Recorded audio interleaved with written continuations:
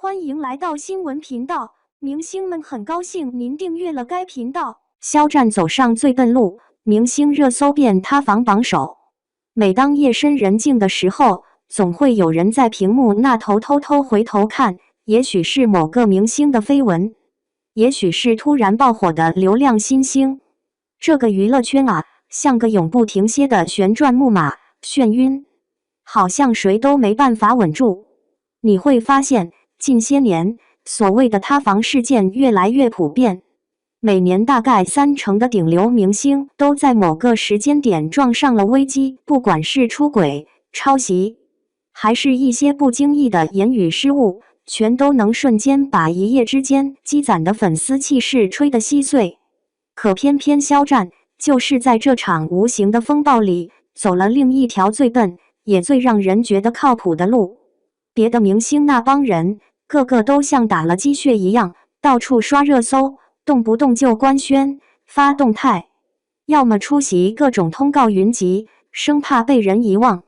看似风生水起，但你知道吗？一旦热搜消散，留给粉丝的只剩下一地鸡毛的八卦和一堆没头没尾的小事。肖战呢？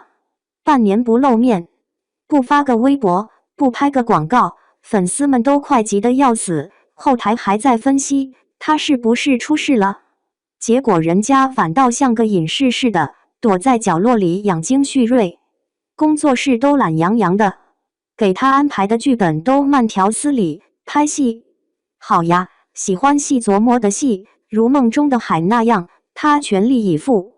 有人说他傻，理解不了他为什么要这样避风头。说真的，这圈子太浮躁了。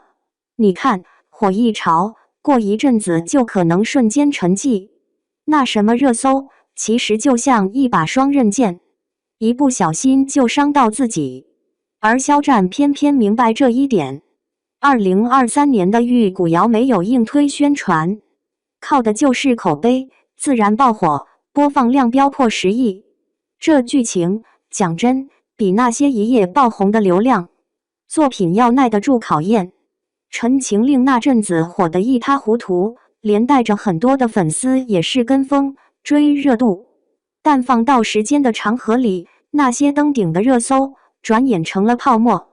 你再看看他，面对谣言，绝不争辩，不回应，根本不给任何炒作的空间。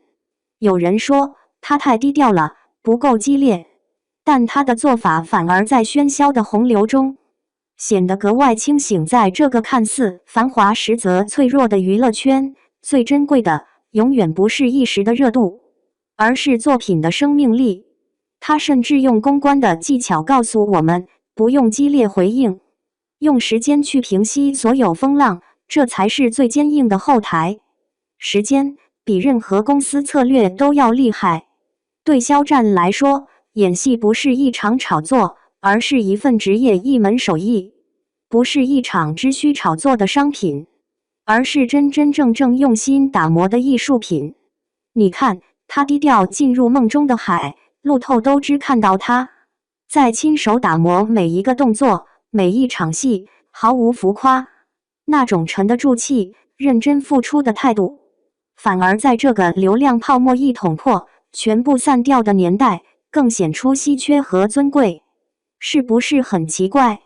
在大家都拼命上热搜，不停制造话题，丢出流量炸弹的时候，他却用一种笨拙的方式，稳稳地走在自己的人生路上。谁会想到，这种不追求短暂爆发的坚持，反倒成为如今最难得的品质。因为你会发现，真正留得住观众的，从来都不是那时的喧哗，而是那些用心打磨、宠辱不惊的作品。从这个角度看，肖战没有走错路，也许他走的那条最笨的路，才是真正的聪明。那些只会忙着蹭热搜、追热度的明星们，终究会发现，时间会抹平一切的虚浮。真正能打动人心的，只有用作品堆砌起的长久记忆。而这些，才是那条通往真正明星的大道。不靠一时的火爆，而靠一辈子的坚守。这就是他最笨，却又最英明的选择。